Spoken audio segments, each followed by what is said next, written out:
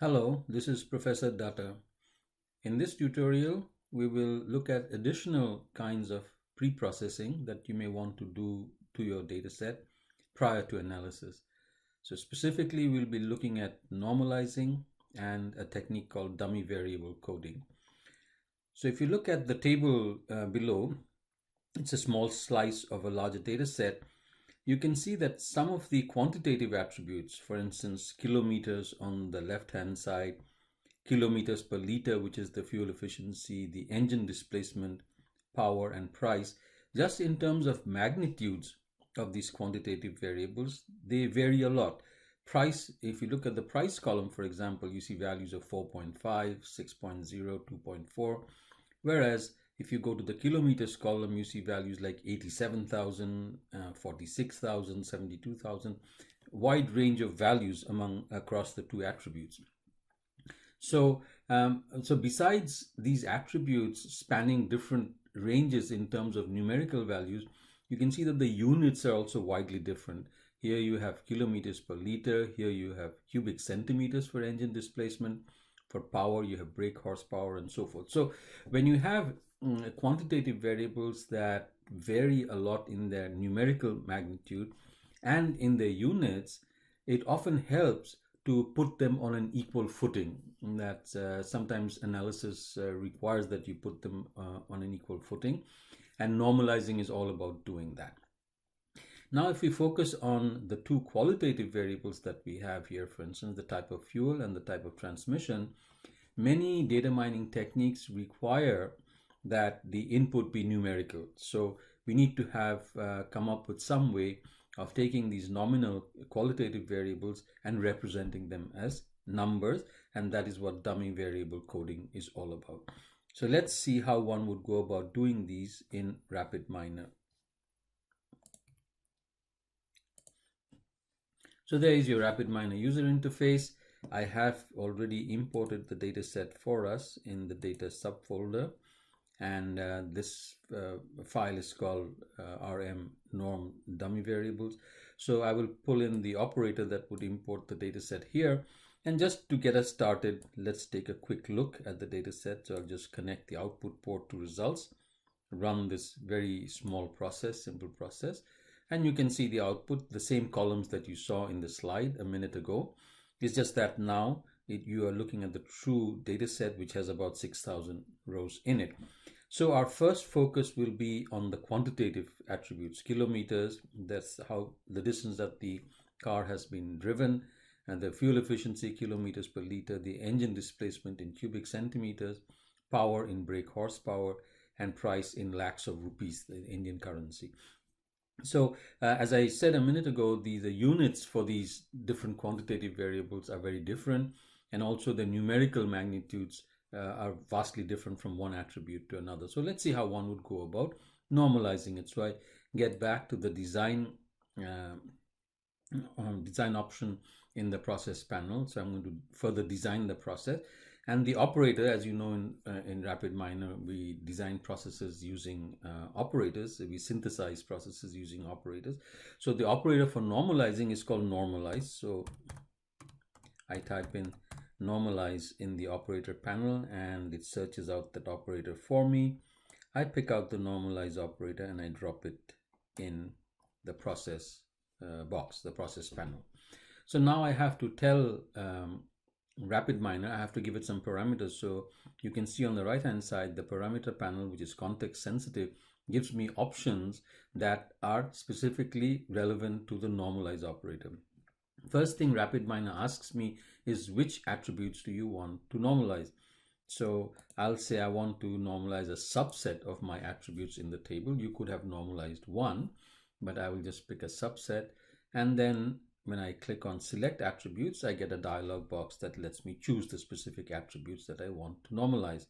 And notice that RapidMiner is smart enough to show you only the quantitative attributes in your dataset, because it doesn't make sense to try and normalize qualitative attributes. So you could have picked a subset of these. I will just pick all of them and move them over to the right. and identify them as the attributes we want to normalize, and I say apply. Now, before I actually run this process and normalize, you can look some more options that are there in the parameter panel. Now, this one here says, what method do you want to use to normalize? And I will just focus on two of them. The one is the Z transformation, which is the default. The other one is the range transformation. The third and the fourth option are more sophisticated, more involved method, and you can look at those in the help section over here for further details. So the Z transformation is your standard statistical normalization. So for every attribute, you take a value of the attribute, subtract it from the mean of that attribute, and divide it by the standard deviation. So x minus mu divided by sigma, that's your regular statistical normalization. And the other option, which is range transformation, you can see as soon as I choose range transformation, what I'm telling RapidMiner is I want you to normalize the attributes, but within a specific range that I will specify. So I'll give a minimum, I'll give a maximum, and RapidMiner will normalize within that range. So the lowest value of the attribute is set to 0 or whatever minimum you specify. The highest attribute, the largest attribute, will be set to 1 or whatever maximum you specify. Now, if you just think about it for a little bit, the range transformation method is more sensitive to outliers and extreme values, simply because the largest value is set to 1 or the maximum, and the smallest value is set to 0 or the minimum. Whereas the Z transformation is less sensitive to extreme values and outliers. So you have to decide which technique to use. One may make more sense than the other depending on the analysis that you're trying to do and the context of the problem solving. So let's stay with the default, the Z transformation, and run this process, see what the result looks like. See, here's the end result of normalizing my quantitative variables. Notice that the two qualitative variables, namely fuel and transmission type, remain as they are.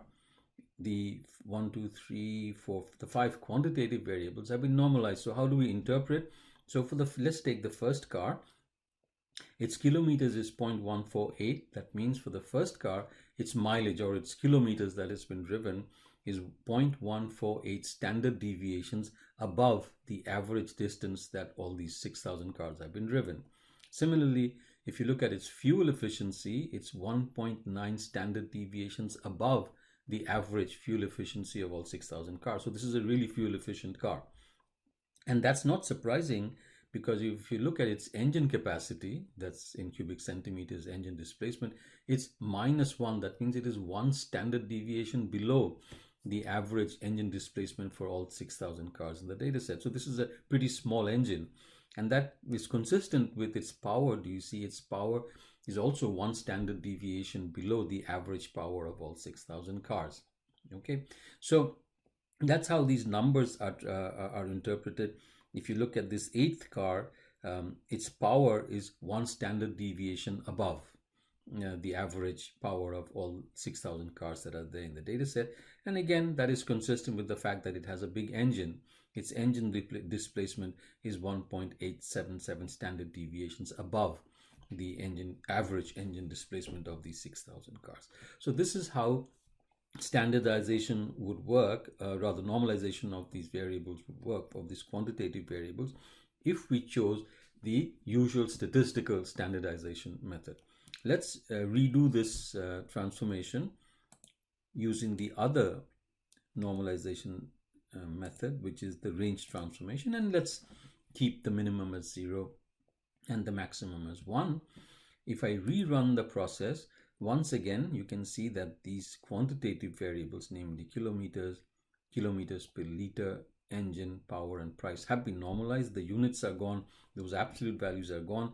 But if you scroll through all 6,000 values in all these columns, these values will range between 0 and 1. Okay, so that's the difference between this particular range normalization and the statistical normalization that we did. So let's go back and revert back to the standard, the Z transformation as the normalization method, just to use the standard statistical method. So here's back to the old result where you had the Z values for the quantitative variables. Now let's see what to do about these two qualitative variables. So as I said, if for certain types of analysis, let's say specifically regression, for example, it needs quantitative, it needs numbers as inputs otherwise. So I cannot regress the price of the car against fuel and transmission as they are. So let's see how one would deal with this qualitative variables. And these are not only qualitative variables, these are nominal. So you just have labels. There's not even an order. These are not ordinal variables either. They're just simply nominal qualitative variables. So how do we convert them to numbers? And the technique that's used is called dummy variable coding, where you essentially use 0-1 variables to do the coding for you. And RapidMiner will do it for you. Let's see how one would actually go about doing it, and then we will examine the output and try and understand what it means. Okay, so the operator for converting to dummy variables is nominal. So the nominal variables to numerical. Okay, so that's the name of the operator, and you can see over here we have this nominal to numerical. I'm telling RapidMiner that's the conversion I want to do. So I drop it in my process panel, in my sequence of operations that I'm trying to do here. And again, that when I highlight that operator called nominal to numerical, a bunch of options show up on the right hand side. As you might expect, the first option in the dialog box is which attributes do you want to convert from nominal to numerical. So again, I will say I want to convert a subset of these attributes because I want to convert both the transmission type and the fuel type. So I'm telling RapidMiner that I want to convert a subset of nominal variables into numerical. But again, for ease of discussion, I will do them one at a time. So I'll pick the transmission type first and then do the other one. So let's say from the dialog box, and again, notice that unlike the normalization transformation, RapidMiner knows enough to only show you the qualitative variables because those are the only ones that you would code using dummy variables. Okay, so let me pick transmission type as the nominal variable that I want to code. I pull it over to the right, I say apply, and you can see over on the right hand side RapidMiner says I'm going to do dummy variable coding for this qualitative variable. That's the default. Okay, there are some other choices that you can read up on your own. They are not used as frequently. This is the more frequently used method of coding. So let's see what the output looks like. Okay, so let me widen these columns a little bit.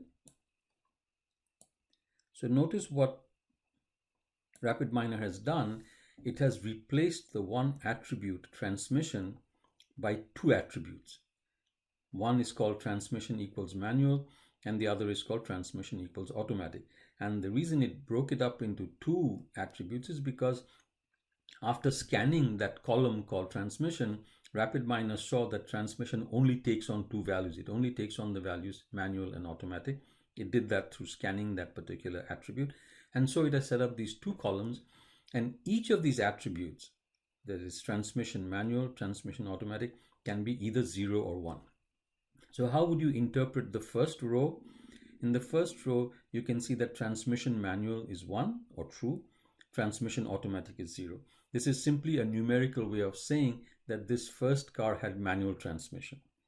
Similarly, if you go over to the fifth row, you can see that transmission equals manual is 0 and transmission equals automatic is 1. So the type of transmission for this fifth car must have been automatic, which is coded as 0, 1. So I hope that then it's clear what those ones and zeros mean. Now, just in terms of appearance, this is transmission equal to manual, transmission equal to automatic, is convenient when you're trying to make sense of the ones and zeros. Excuse me, but the more common way of writing these attribute names is by using underscore.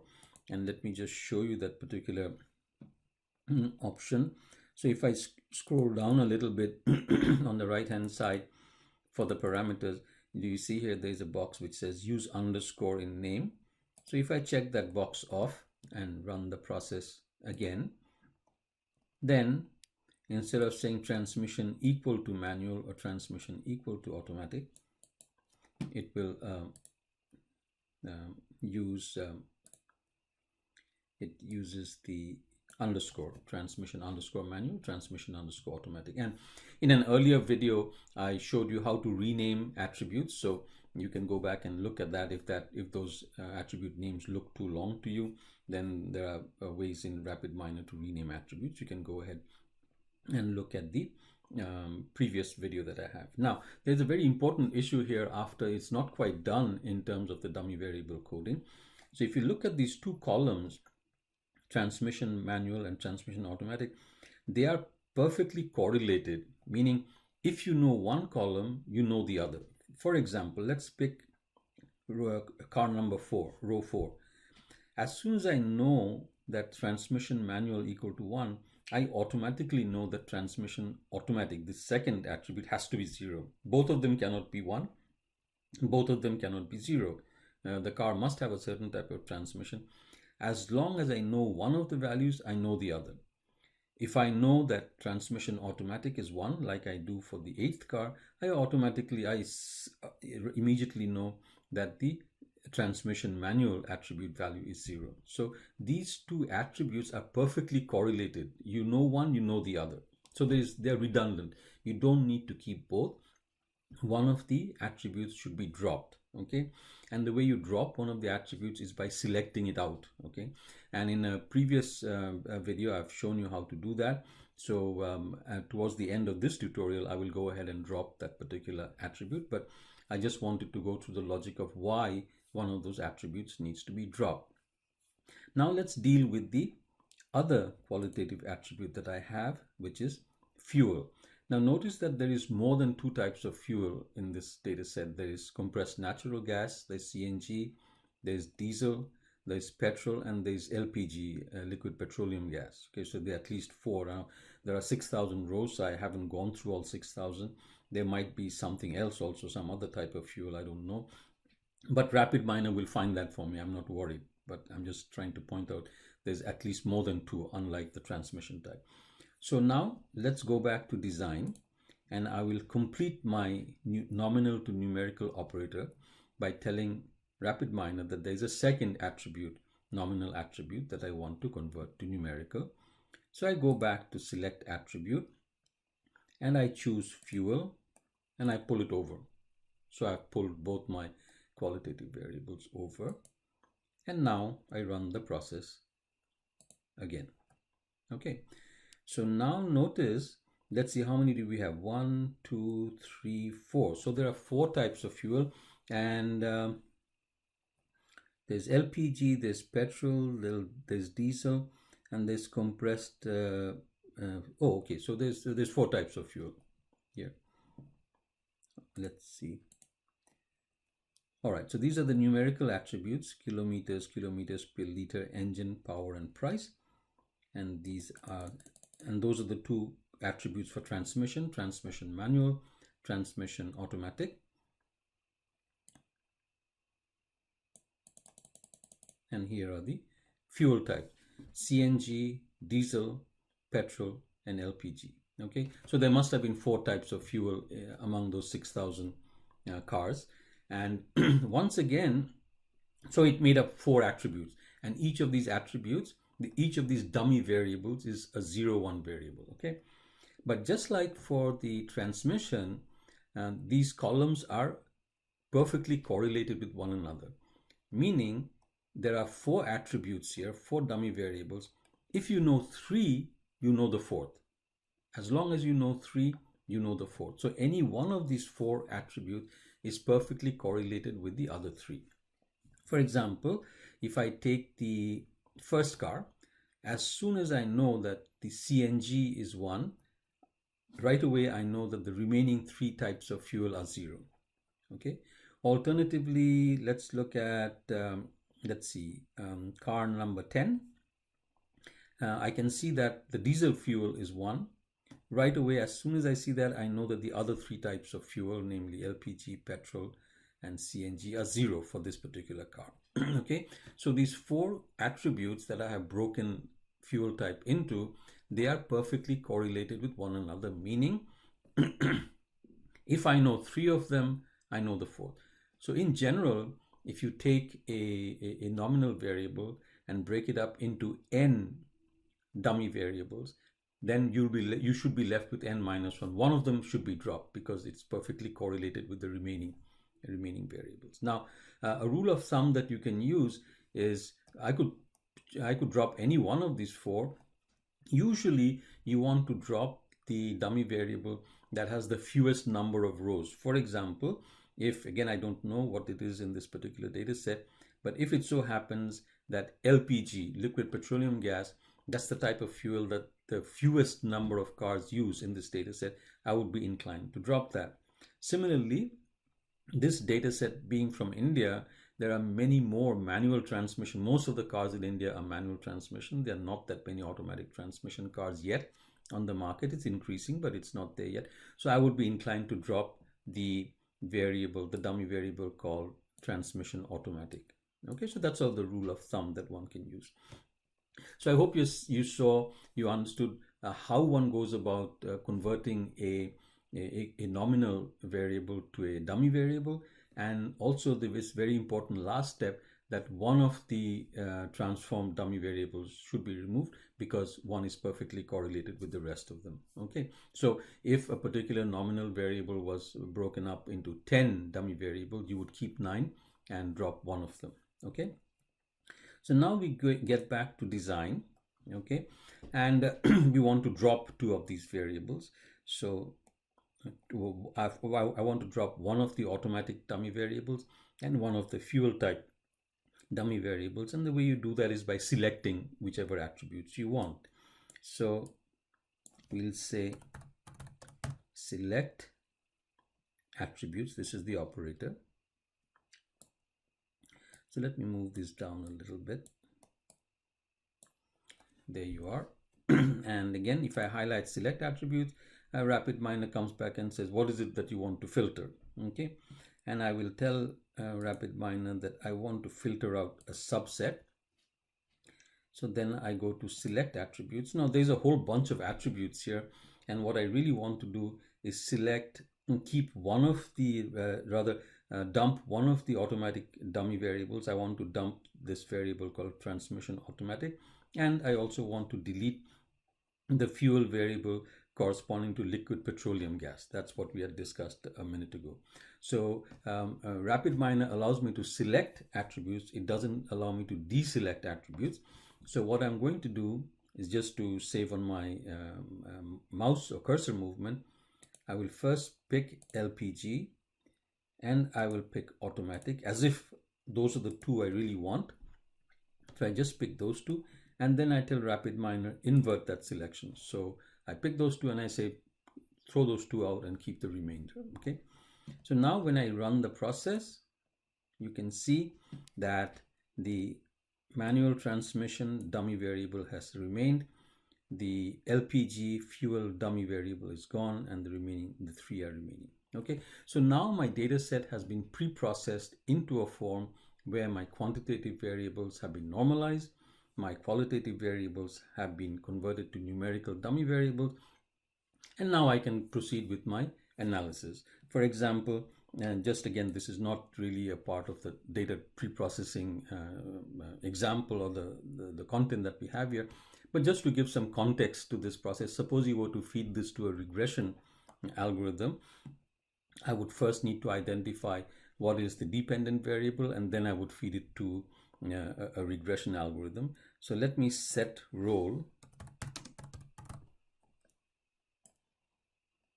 and move this operator here. I'll delete the last link. So this pre-processed data set. So at this point, I have normalized my quantitative variables. So that's what I did over here. So I normalize my quantitative variables here. I transform my nominal variables to numerical here. And then I deleted one of the dummy variables for each of the nominal variables because of the correlation. So my data at this point here is ready to be processed. So I feed it into this operator called set role, where I tell RapidMiner that, hey, out of all these remaining attributes, I want to identify price as my dependent variable. That's the word that RapidMiner uses, is label. So I'm just telling RapidMiner that out of the remaining variables, the price is the dependent variable. And now I'm going to feed, everything is set up now for my regression. So I pick up my linear regression model. That's another operator.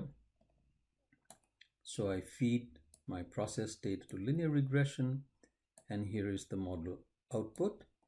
Now if I run the linear regression, you can see there is the model output. I would not have been able to get this regression model output had I not converted the qualitative variable to dummy variables. Again, the purpose of this tutorial was not to show you regression, that we'll have a separate tutorial on that. I just wanted to complete the data pre-processing tutorial by showing you how this would feed into analysis. Okay, so just to summarize, in this tutorial, we've seen how to normalize quantitative attributes, and second, how to convert qualitative nominal attributes to numerical attributes using the dummy variable coding technique. Thank you for watching.